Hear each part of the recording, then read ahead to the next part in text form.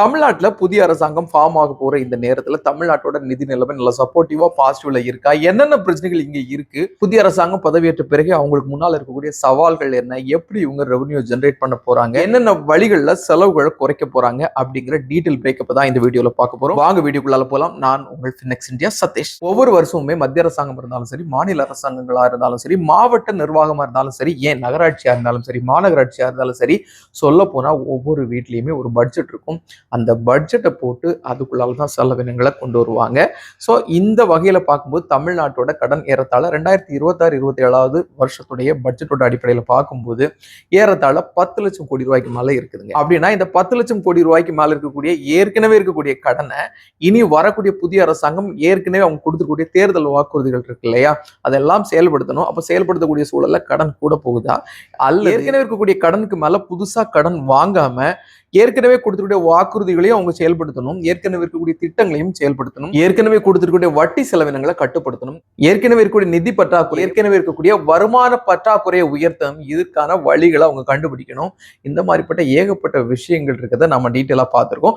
அதுல சாதாரண ஒரு குடும்பத்துல சம்பளம் வாங்கி ஃபேமிலியை ரன் பண்ணக்கூடிய ஒரு குடும்பத்துல வருமானம் வரும்போது வாடகைக்காக எவ்வளவு செலவு பண்றோமோ, அல்லது ஹவுசிங் லோன் இருந்தா எவ்வளவு செலவு பண்றோமோ, அதே மாதிரி அத்தியாவசியமான எசென்சியல்ஸ் தேவைகளுக்கான செலவினங்கள் எந்த அளவு பண்றோமோ, ஏதாவது உதவிகள் கேட்கும்போது அதுக்காக ஸ்பெண்ட் பண்றதோ அல்லது ஃபியூச்சர் வளர்ச்சிக்காக நம்ம ஸ்பெண்ட் பண்றதோ, இது எல்லாமே உள்ளடங்குது இல்லையா? இதே மாதிரி தான் ஒரு அரசாங்கம் வரும்போது அந்த அரசாங்கத்துக்கும் வருமானம் ஒரு வழியில வருது, அதே மாதிரி செலவினங்கள் இன்னொரு வழியில இருக்கு. அப்போ அந்த செலவினங்கள் வருமானத்துக்கு உள்ளால இருந்துச்சுன்னா கண்ட்ரோல்ல இருக்குன்னு சொல்லிடலாம். வருமானத்தை தாண்டி வருமானத்துக்கு மேல போகும்போது தான் அந்த இடத்துல நிதி பற்றாக்குறை வருது, ரெவன்யூ பற்றாக்குறை வருது. அப்போ இந்த இடத்த கண்ட்ரோல் பண்ணணும்னா கடன் வாங்கணும், பாரோயிங் பண்ணணும்.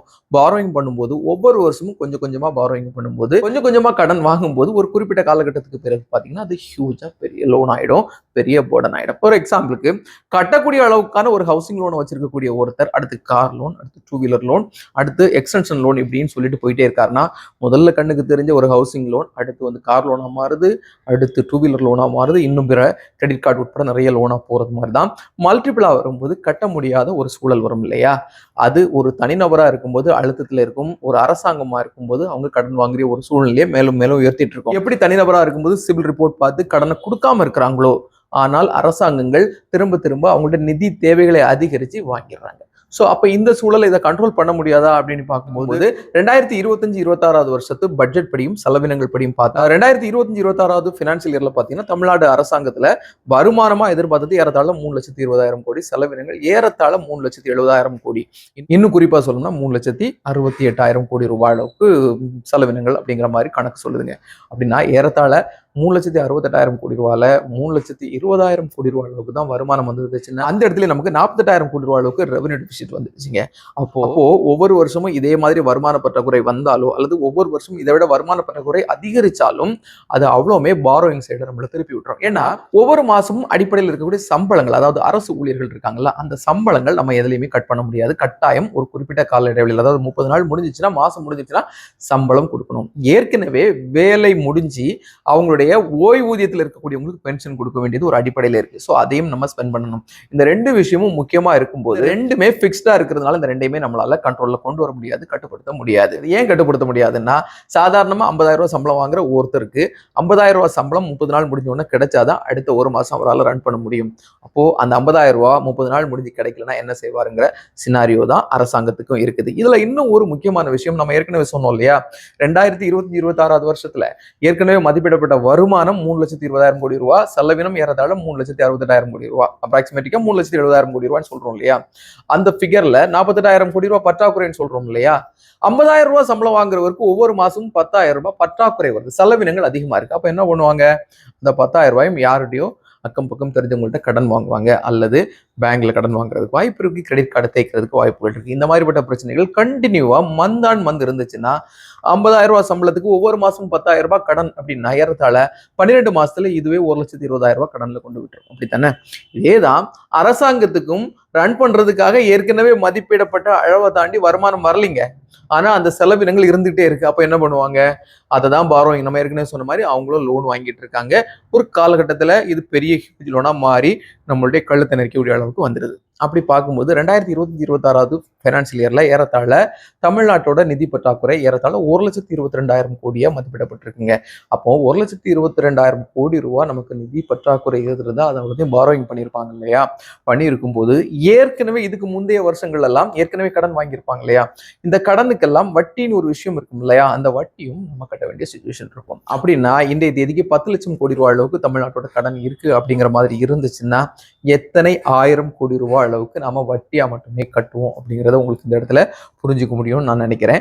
ஏன்னா ஒட்டுமொத்தமா நமக்கு 3,70,000 கோடி ரூபாய் அளவுக்கு ஸ்பெண்டிங் இருந்திருந்தால் கூட அதுல ஏறத்தாழ 28% சம்பளத்துக்கும் பென்ஷனுக்கும் மட்டுமே நம்ம செலவிடப்பட வேண்டியிருக்கு. ஏறத்தாழ இந்த பிக்ஸ்டு காசை நம்மளால கட்டுப்படுத்த முடியாது. ஏன்னா ஏற்கனவே ரிட்டையர்ட் ஆகிருக்கிறவங்களுக்கு நம்ம பென்ஷன் கொடுக்காம இருக்க முடியாது. அவங்களுடைய ஆக்டிவான டைம்ல அவங்களுடைய உழைப்பை கொடுத்துருக்காங்க. ஸோ இந்த காலகட்டத்தில் அவங்களுக்கு பென்ஷன் கொடுக்க வேண்டிய ஒரு சூழல் இருக்கு. ஸோ அதை கட்டுப்படுத்த முடியாது. ஏற்கனவே வேலைகளில் இருக்கிறவங்க இந்த வேலையில கிடைக்கிற வருமானத்தை வச்சுதான் அவங்களுடைய டே டு டே ஆக்டிவிட்டிஸை ரன் பண்றாங்க.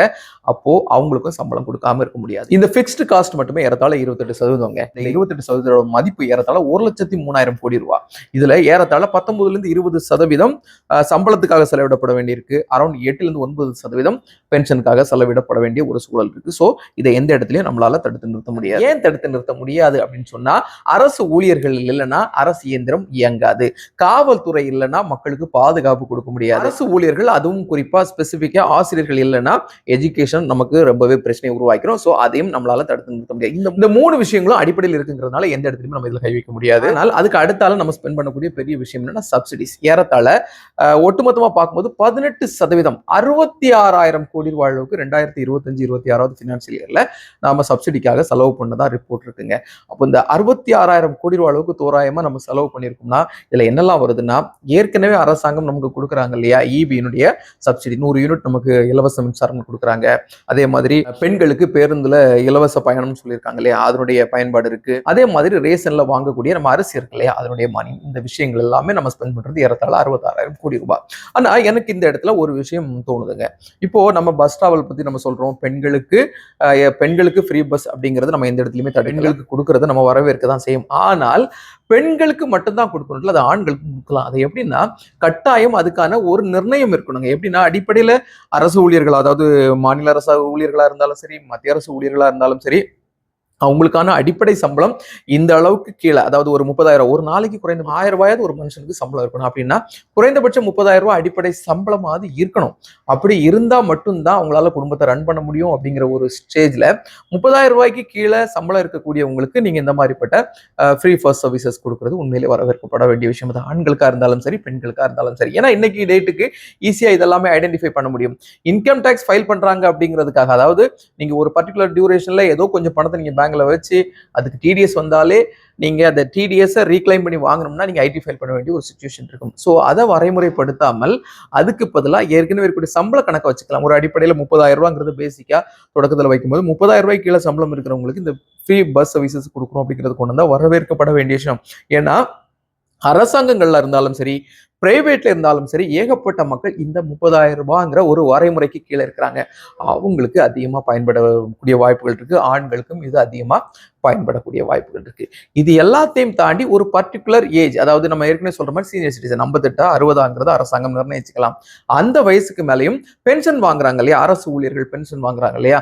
அதுலயும் ஒரு நிர்ணயத்தை வச்சுக்கலாம். 30,000 ரூபாய்ங்கிறத நீங்க பென்ஷனோட அளவிட 30,000 45,000 ரூபாய் வச்சுக்கோங்க. ஏன்னா அவங்க சீனியர் சிட்டிசனா இருக்காங்கிறதுனால மருத்துவ செலவுகள் இருக்கிறதுக்கு வாய்ப்புகள் இருக்கு. ஸோ 30,000 50% இன்க்ரீஸ் பண்ணி 45,000 ரூபாய்க்கு கீழே இருக்கிறவங்களுக்கு, ஆண்களா இருந்தாலும் சரி, பெண்களா இருந்தாலும் சரி, அவங்களுக்கு ஃப்ரீ சர்வீஸை கொடுக்கலாம். அப்போ இந்த ஃப்ரீ பஸ் சர்வீசஸ் இவங்களுக்கு எல்லாம் கொடுக்கும்போது உண்மையிலேயே அவங்களுக்கு யாருக்கு தேவையோ அவங்களுக்கு முழு அளவுல பயன்படுறதுக்கு வாய்ப்புகளா இருக்கு.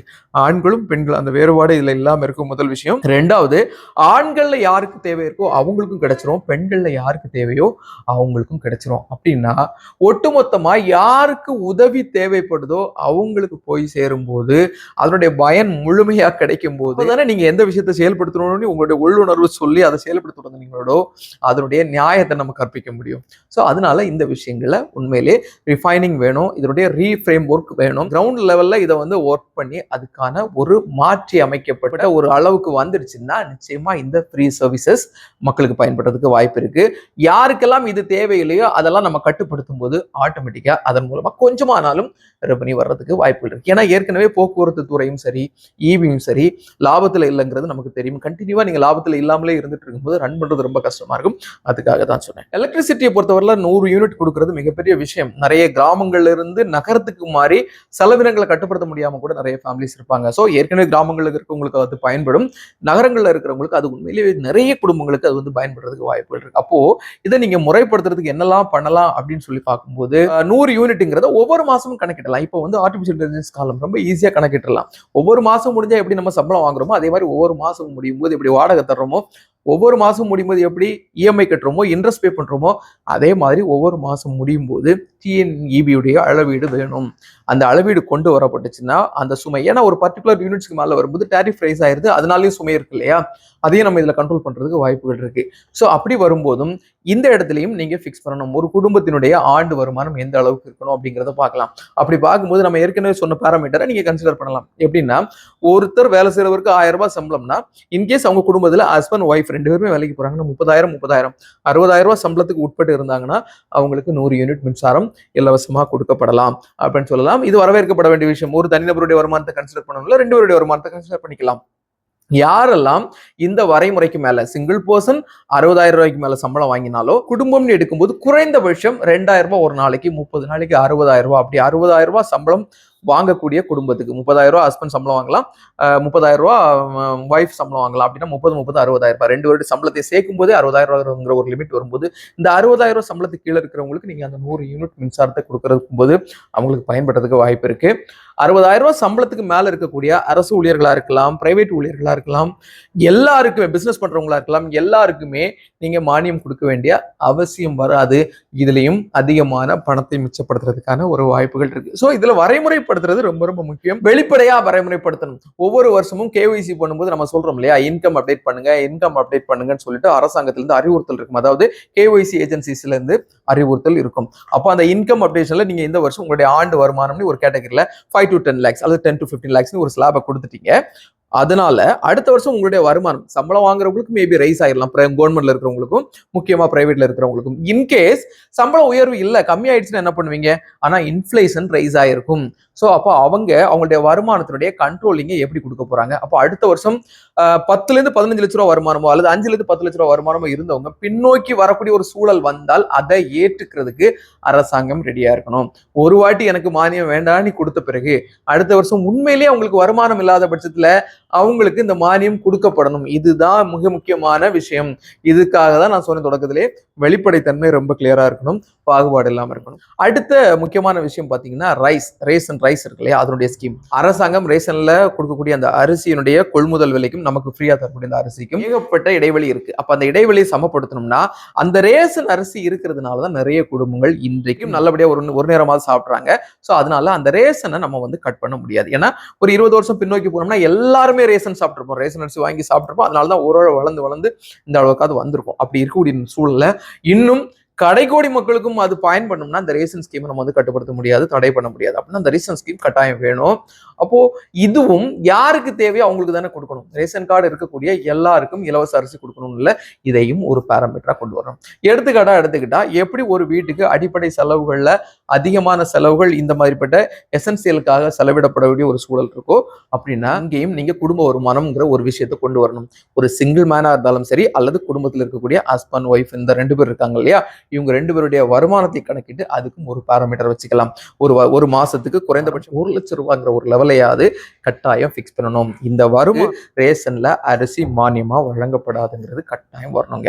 1 லட்சம் ரூபாய் சம்பளம் வாங்கும்போது நிச்சயமா அவங்க ரேஷன்ல அரிசி வாங்கி சாப்பிடக்கூடிய அளவில் அவங்க இல்லை, அதை அவங்க பயன்படுத்தலைங்கிற ஒரு சுச்சுவேஷன்ல அதை கள்ளச்சந்தையில யாரோ ஒருத்தங்க வாங்கி விற்று பயனடையக்கூடிய அளவுல வரக்கூடாது. அரசாங்கம் மானியம் செலவிடுறாங்க, அந்த மானியம் யாருக்கு தேவையோ அவங்களுக்கு தானே பண்ணணும். அப்படி எல்லா ரேஷன் கார்டுக்கு இருக்கக்கூடிய அந்த ஃப்ரீ யாருக்கு தேவையோ அவங்களுக்கு அந்த மானியம் கண்டினியூவா போயிட்டே இருக்கணும்.